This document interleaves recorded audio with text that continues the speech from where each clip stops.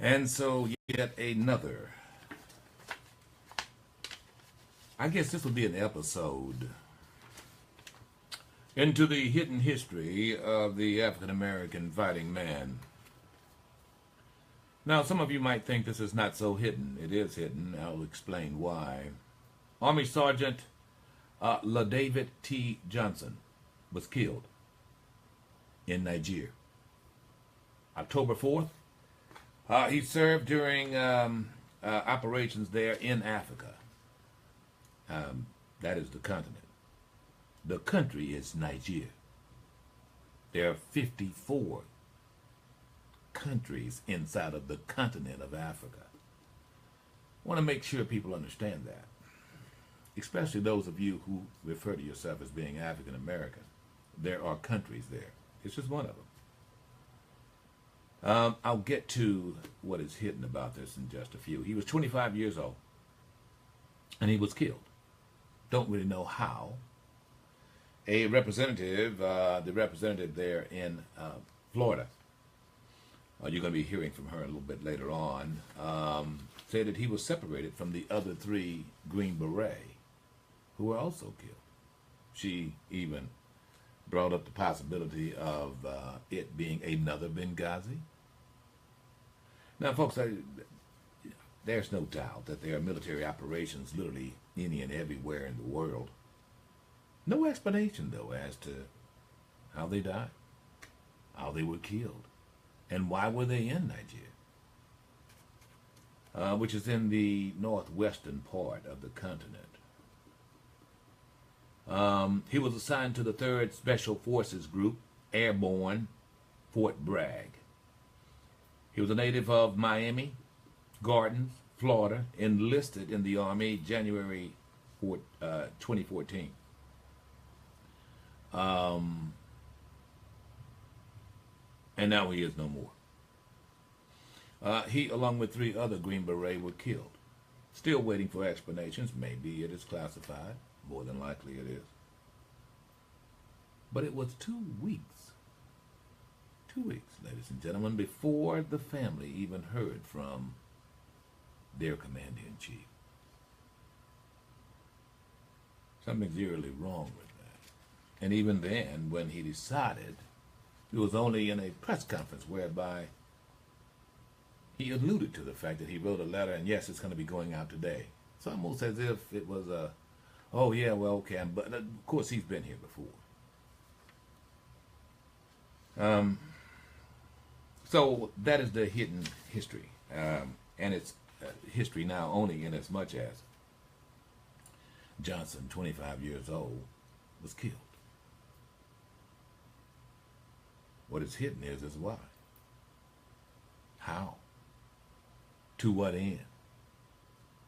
Exercise? Was it accident? And ladies and gentlemen, I think in this case, particularly with the person we have as president now, we need to be steadfast. And it wasn't just Johnson, ladies and gentlemen, that didn't get that phone call. His other 3 soldiers in arms, Caucasian, by the way, Johnson's African American, also did not get that phone call, did not get that letter. It wasn't just Johnson. This Mr. Patriotic President, or as John McCain would say, half-baked patriot, is really demonstrating his true colors. He did it before he was elected, actually, when he said he'd make a contribution to the veterans, and it took all of a month and a half, and only at the questioning of reporters. But then what do you expect? All right, folks, let's get to this, because we've got a lot to cover, a short period of time. I want to, I chatted with the founder of Me Too. It's a movement, actually, for those ladies particularly who have been sexually assaulted, unwarranted overtures, stalking, the like. You know the story. I want to say this man to man. And I know something about this. And ladies, pardon me, but I'm not talking to you at this point. It's okay if you listen. I think some of you maybe could learn from it. But I'm actually talking to men or boys who would seek to be men. First, let me say this. There is nothing more beautiful than the human anatomy, the human body. And at the top of that list, the most beautiful would be the nakedness and beautiful, accentuated curves of a woman. Period. Period. In my book. Beauty is in the eyes of the beholder, and behold, she is gorgeous. So there's nothing more beautiful than that. Beauty, ladies and gentlemen, has very little to do with sex. Very little. I know it's in the eyes of the beholder. But being sexual is a response to beauty in some cases. In other words, look, it's beautiful. Ooh, I'm aroused. You get what I'm saying? So I want to make it very, very clear that it is more than a possibility for a human being to admire another human being purely for the sake of how incredible that person is. God was good to you. God made you in his own image, and let me just tell you, you are beautiful. Utterly beautiful. It's not sexual. It's not a come on. There's not a overture. It is beautiful, you know, and I'm just admiring that, and I'm not going to gawk, but I'm just going to let you know that you are. Now, with that said, when such time, men, when such time you can't handle the mere presence and beauty of a woman, when you can't handle the fact that she is simply that, an incredible creation by God, if by chance you cannot resolve inside of your libido that that her beauty is hers and only for you to admire like a rose, if by chance you can't handle that, that is your problem. And I want you to know, men know how to deal with that problem. We do. We as men understand.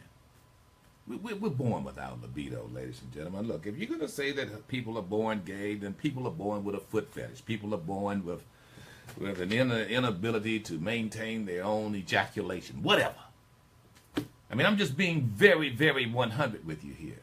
Men are born the way they are, like women are born the way they are, and we are oafs. We're boneheads in many cases. And in many cases, just like a dog, we just simply sniff our way through life, and whatever arouses us, we go for it. However,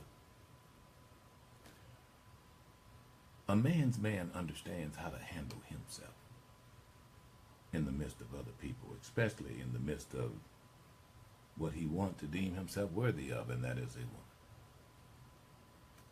Your libido is yours. If you get turned on, if you get to the point whereby you cannot handle your sexual drive, it's your problem. It is not her problem. It is not the little girl's problem. It's not the infant baby's problem. It's not the little boy's problem. That's your problem. And as a man, you have to deal with that. You have to deal with that. We men expect you to. If you can't deal with that, then you're just a little boy. It is part of a man's nature, to know what his limitations are and know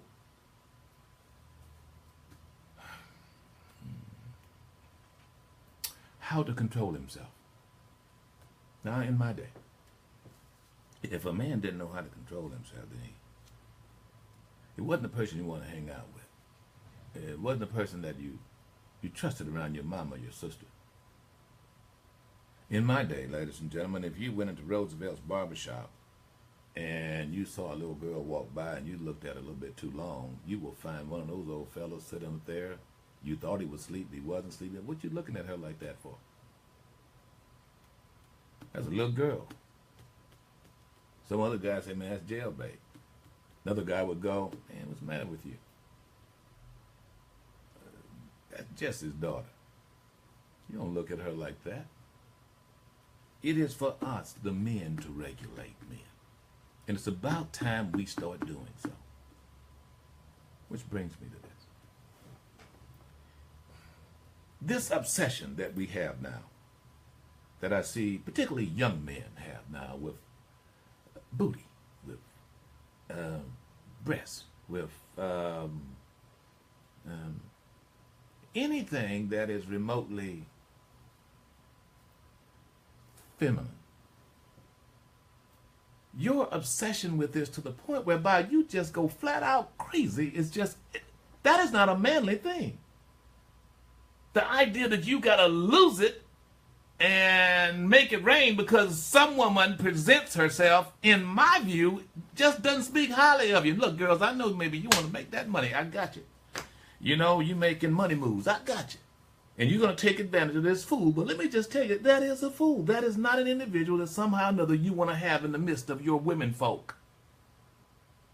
I mean, you just go to spring break and you just lose your mind over some woman that's riding along and you see a little cleavage or a little V on the butt. It's as if you've never seen it before. In my day, a man who reacted like that was just uncool. It's like, man, he had like he never seen that before. Damn.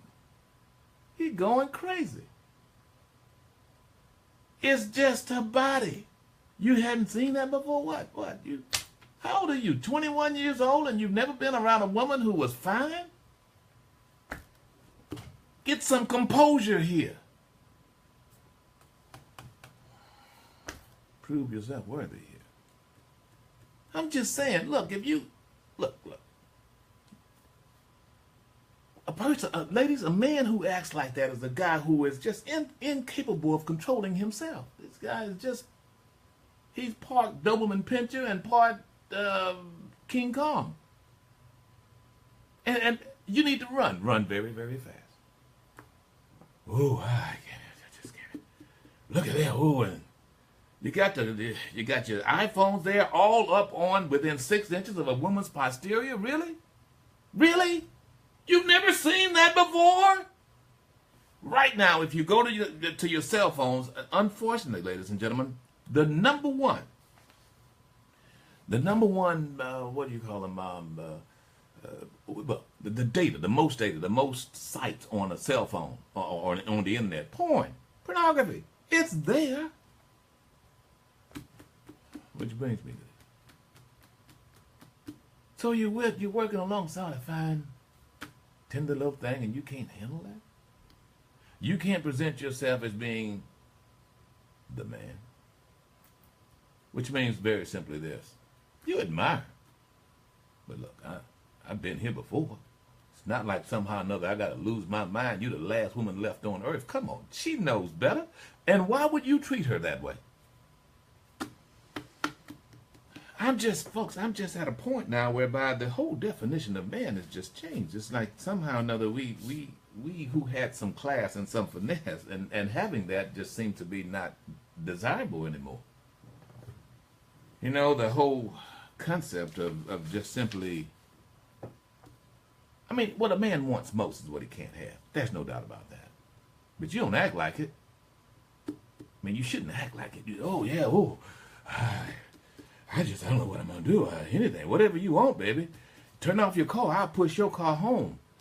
Yeah, well, and all of those are good lines. I know, Rose giving me that look. I'm just at a point now whereby young guys, and look, it's not just young guys. Let me tell you, this guy, where is it, the Hollywood mogul? There's no young guy. There have always been guys like that, but let me just tell you, those of us who were real men would go, man, what you doing? You know? Here we are, we out dancing, got my forearm in the small of her back, her palm in my palm, and we're moving and we're smoothing. I'm easing up, whispering sweet nothings in her ear, and here this guy comes along, want to grab somebody. They've always been around. What I'm saying now, though, is that we as men don't condemn them. It's like, man, what's wrong with you? That's not cool. What are you? Oh, man, I just had to grab it. Why? Why grab it when if you just simply had some finesse and a line, you could take the whole thing home with you? I'm over it. Oh, I'll make it rain for that, huh? I got money moves. Who wants a woman who has money moves? Real men, let me just tell you, not any other time, it's like, oh yeah, well, that's not unusual. Yeah, you must be rich then, girl, because they didn't pull that out. I'm just being completely blunt honest. I'm just at a point now whereby the whole definition of man is now we as men. Look, this whole thing with molestation and all that, look, it's not anything new. But what is new for me is the lack of condemnation on our part. I got a mama. I got some sisters. I don't care if they were the biggest hoes in town. You ain't gonna call them that. You're not gonna treat them like that in front of me. No. No. It's not a manly thing. It's just not a manly thing. And anyone who is out there suggesting that some little boy who's pushing up on someone, and listen to me, they've got fellatio in high school now. You've got little girls who have been convinced to indulge with other boys orally. And it's okay. It's never okay. It's an adult thing. I'm no prude. But what I'm saying is that there is this belittling now of girls, and girls are allowing it in many cases. That's another topic. But then there is this propping up of we as men for little boys who would behave that way as being somehow brawny. You got game, you got swag. Not very long ago, ladies and gentlemen, the true measure of a man was not whether he could make a child, but whether he could pay for one. The one thing every little boy wanted was to have a job. That's what it was. Because once you had a job and made your own money, then you were headed in the direction of other men. Making a baby was, for the man, on the man's side, more of a disappointment, particularly when you didn't marry her. I've been there. I've been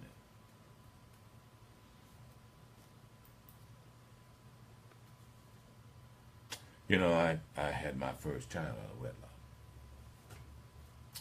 And that child did not have my last name. And for that, my daddy didn't look me in the eye.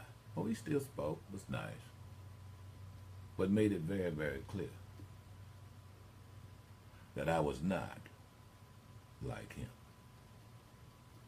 a real man, until such time that I owned up to that responsibility, until such time that my very own, my blood had my name, and I did what was right by him. Now, it didn't take a woman to say, oh, you're not a man. But when your daddy tell you that, and when a man that you knows tell you that, ladies, let me just tell you, no matter what you say to him, it's not going to belittle him. And he'll grab his crouch and walk out after laughing at you. But when another man challenges his manhood, I'm going to tell you something, then he's got to show. And at the very least, I had to think about it because I had to show, and I did. So, it's about time now for we who are men, and look, don't act like somehow or another I don't know what I'm talking about. I made a whole lot of mistakes. But I had men to pull me up. I could name them. I had men, starting with my father, starting with Mr. George Turner, Willie Johnson, Charles Smith, it's a myriad of them, Uncle L.C., Joe Austin, men who who just would say, "Boy, what you doing?" You know, that's not cool. You know, and these are individuals who you knew had stood the test of time, had taken on challenges, and certainly have done right by their family. And it's not to say that they were saints. Some had babies out of wedlock. True measure of that man is not whether or not you never made a mistake. It's whether or not you tried to correct it, whether you owned up to it, and whether or not you just simply truly appreciated the beauty of those people that you seek to impress. So, you know, I'm just at a point now whereby, after looking at the stats yesterday and seeing just how truly deranged it seems that we are as men, just as men. I was reading one of these deals here from Me Too and so forth, and I had an opportunity to, well, I read and listened to some of them, and some of the things that was just,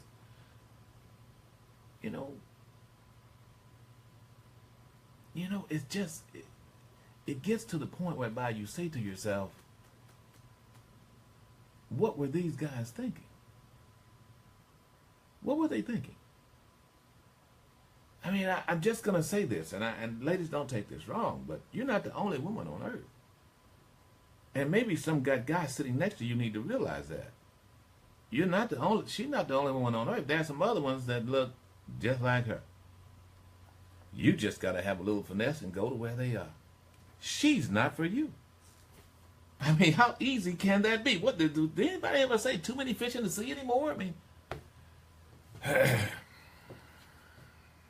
I mean, in other words, I'm trying to understand how it is that someone can't take this rejection. Do you really want someone who just don't want you? I mean, someone tells you to drop dead. What do you say? Oh, yeah, okay, I'll drop dead for you. I was told that once. Girl, I care for you so much, I'll die for you. She said, prove it. I found another girl. I'm just simply saying that is the true measure, in my book, of a man, a player, a lover. Is this out of style now, bro? Is this gone completely? Well, I'm going to tell you, you can call me whatever you want, old rip, whatever. But trust me on this. When such time you lose your complete cool because you can't handle the beauty of a woman, or because you can't handle her look or her finesse or her anatomy, when you lose your cool and you just cannot contain yourself, then trust me, you're acting like a little boy. You're acting like you're going through puberty or something. I mean, what? I just gotta have it. I mean, at least don't show that. You do understand that a woman wants most, but she cannot have as well. I'm just saying. Has some more to do with that apple thing, when you bite that apple. I'm saying. So, look, folks, someone had to say it, and I did. And I don't expect to get a whole lot of likes out of that from guys. Look, I don't have a problem with it. But you're going to think about it. I would hope. It's time to bring back some class with how we deal with each other. Everything shouldn't be just blatant. Everything should not just be in the open. I mean, leave something for the imagination, ladies. At the very least, brothers, be a little mysterious. I want you to know ladies like that mystery. They like the idea of her trying to figure out how to conquer you. Don't be that easy. Same thing with you, ladies. Do you really have to show it all, skin everywhere? We know you have it. Do you think that the guy who goes off because he sees skin is that guy who you really want? He can't contain himself. He's got to lick your belly button while you're walking down the street? Ooh, baby, I just can't wait. I can't help it. Look, and maybe it's gone, forever gone, but for those men out there who are dapper, Those guys who used to come from the era of the three-piece suits and the Edmund Clapp shoes, you know who I'm talking about. Look, the idea of being a man and earning and proving your worth to a woman certainly can't be all gone. Nothing's more enjoyable than slaying the dragon and scaling the tower for the damsel in distress. Proving your worth to her that, yes, I'm that guy that was willing to walk through hell with gasoline drawers on just for you. I'm that guy.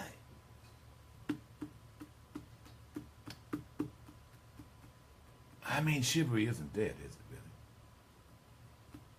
really? Surely there is something to be said for the class here. The class of falling in love all over again. Discovering just how much you could really, really lose yourself.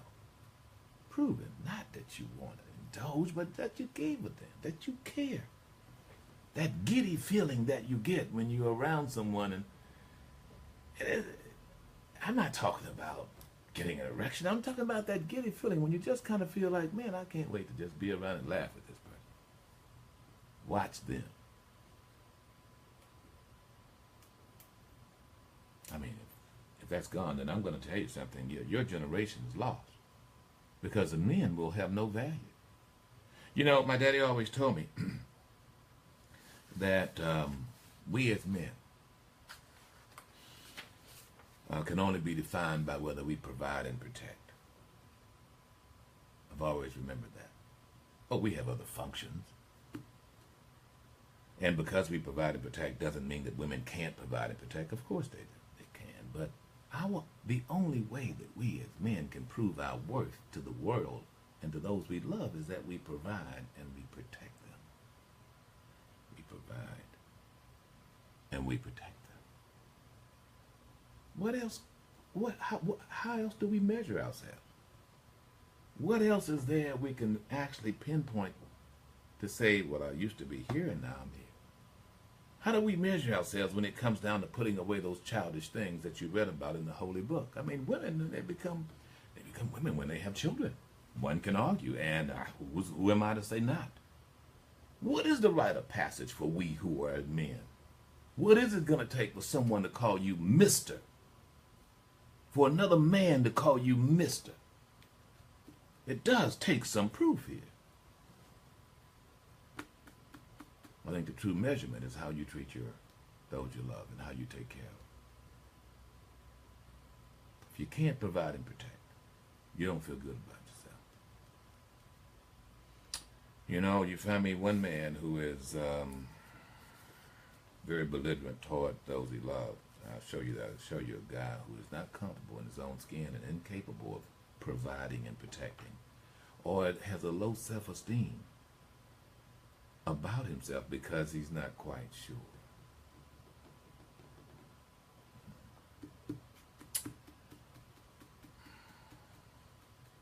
We have other functions, but what defines us is whether we can provide and protect those we love.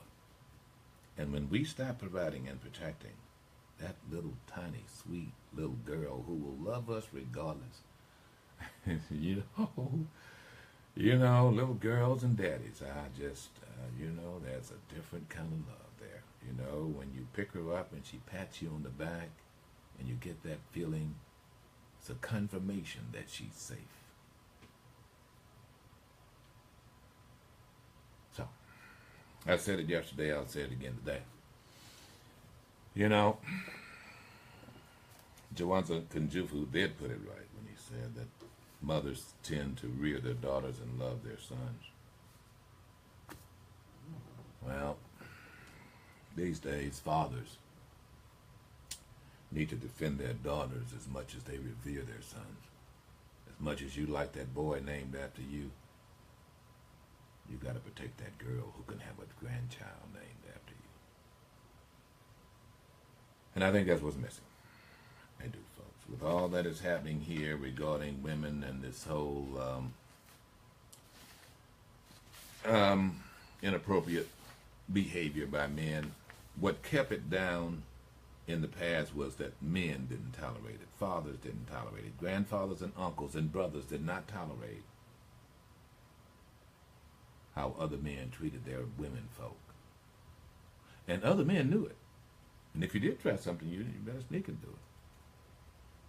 I'm just telling you. And I'm going to tell you, at one time it was an unwritten rule that if, in fact, you were caught in that man's house with that man's daughter, that man could do whatever he wanted with you. Which is why I jumped out of the window in the projects by Augusta. Look, this isn't anything new. However, I can tell you this much, I was scared as hell and there was no one that would protect me, including my daddy. You do something to another man's daughter, another man's sister, then unwritten law was that you would suffer the wrath of the man of the house, period. It wasn't a bragging point. We as men, we have to recapture that definition of us again.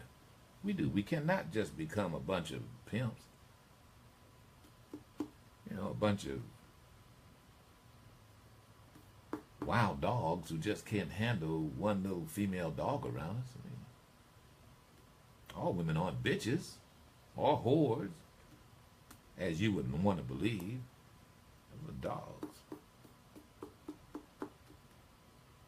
So, go ahead, call me what you want. It's okay. I'm cool. I'm all right. There is something to be said for romance. And what can be said of it is this, ladies and gentlemen.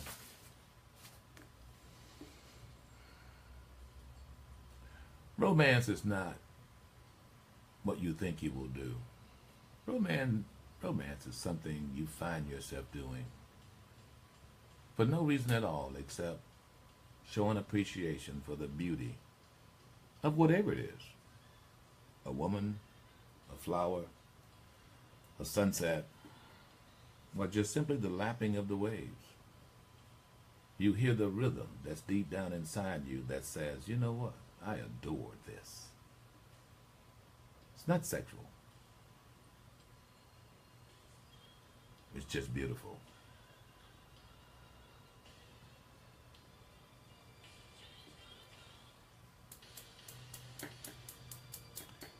And we'll be back.